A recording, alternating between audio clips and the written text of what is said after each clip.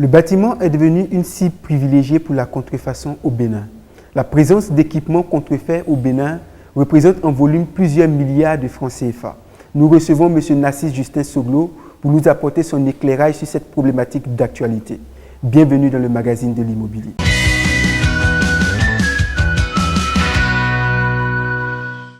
Monsieur Narcisse Justin Soglo, vous êtes architecte, fondateur du cabinet Triomphus.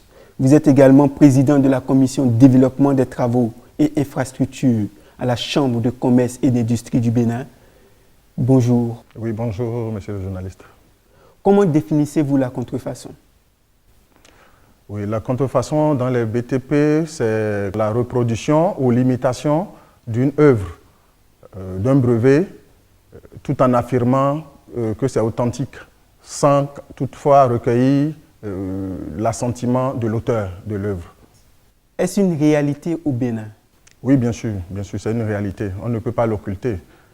Nous avons plein de choses qui sont contrefaites dans notre pays. Et ce n'est pas seulement dans notre pays, c'est dans le monde entier. Et ça, on ne peut pas ne pas le signaler, parce que la contrefaçon ne se fait pas au Bénin. Il y en a qui se font au Bénin, je sais, dans plusieurs domaines. Mais la grande partie du secteur des BTP, ça se fait de l'extérieur et ça arrive sur le territoire. Le citoyen qui achète des matériaux contrefaits, est-ce qu'il fait réellement des économies? Non, naturellement non. Je ne pense pas, parce que quand vous achetez des matériaux contrefaits, je crois que vous n'avez pas la garantie de durabilité, parce que la qualité n'y est pas. Et tant qu'il n'y a pas la qualité, vous ne pouvez pas profiter de ce que vous avez acheté sur une longue durée. Ce qui veut dire qu'en fin de compte, vous n'économisez pas, parce que vous serez amené à racheter encore plusieurs fois, alors que si vous avez la qualité, ça peut vous prendre des décennies. Je peux même donner un exemple rapide. Si vous achetez une lampe au bord de la voie qui coûte 300 francs ou 500 francs, vous allez croire que ça vous fait d'économies, alors que dans une boutique recommandée, ça coûte 2000 francs. Vous allez penser que vous avez économisé. Mais cette lampe-là, vous allez la changer chaque mois ou chaque 3 mois, alors que si vous avez acheté ailleurs dans une boutique recommandée, ça peut faire des années. Donc, au finish, vous n'économisez pas. Dans le bâtiment, quels sont les principaux équipements à risque? Oui, dans les BTP, il y a beaucoup d'équipements à risque. Les matériaux comme le fer à béton, les fils électriques, les équipements de plomberie, la peinture. Quelles sont les conséquences de leur utilisation? Les conséquences de leur utilisation, c'est que vous êtes soumis à de grands dangers, parce que les risques sont sous plusieurs formes. Il y a des équipements qui peuvent amener peut-être à agir directement sur le bâtiment. Si on prend le fer à béton, si vous n'achetez pas des fers de section normalisés, par exemple, si l'ingénieur qui calcule la structure dimensionne les fers de 12 et vous allez acheter fer de 12 alors que c'est des fers qui ne sont pas de qualité, qui peut-être auront une section de 10, vous voyez les charges que les poteaux devraient porter, ça ne va plus être juste. Ça peut amener à ce que le bâtiment va s'écraser un jour. Ce que nous voyons un peu souvent chez nous. Donc, déjà à ce niveau, vous voyez, il y a le fer à béton, il y a l'électricité, les fils électriques. Si ce n'est pas de bonne qualité également, vous voyez, ça peut prendre feu, parce que quand ça va se chauffer, il peut y avoir des courts-circuits, et puis voilà, vous aurez des dégâts.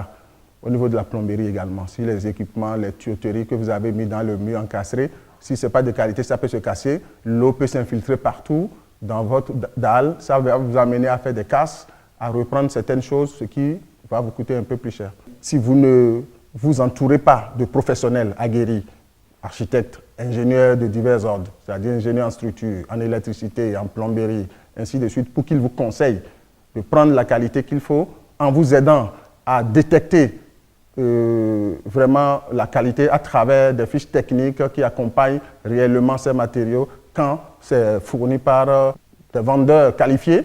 Donc, je pense que, enfin, vous n'allez pas n'importe comment vous en sortir sans l'accompagnement de professionnels. Donc, les risques, c'est que vous pouvez perdre votre bâtiment parce que ça peut s'affaisser, ça peut s'écrouler.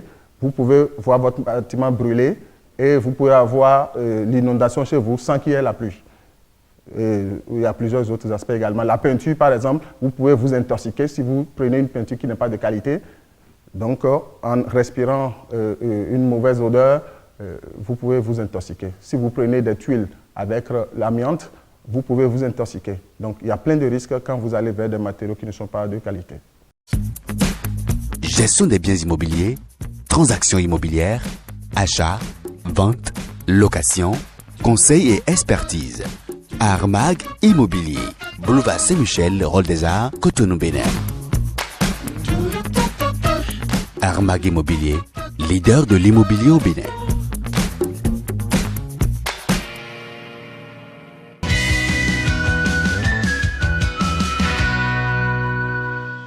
La basilique Notre-Dame de la Paix de Yamoussoukro, en Côte d'Ivoire, est l'édifice religieux chrétien le plus grand au monde.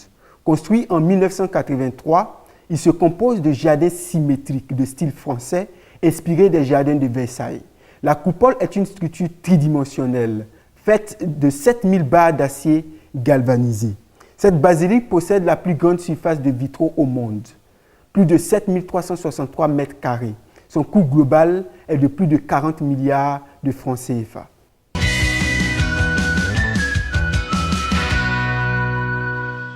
Notre coup de cœur de ce mois est une superbe villa idéale pour une activité hôtelière située à Ouidah.